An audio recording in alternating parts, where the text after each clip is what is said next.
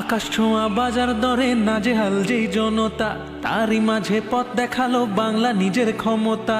এই বাংলার মা বোনেরা মাথা তুলে বাঁচছে, নারী শক্তির জয় গানে সবাই এখন হাসছে। মাসে মাসে বাড়লো নিশ্চিত আয়, লক্ষ্মীর ভান্ডার নারীর সহায়, লক্ষ্মীর ভান্ডার নারীর সহায়। 500 টাকা বেড়ে এবার 1500 পাবে, তপশিলি মা বোনেরা 1700 পাবে।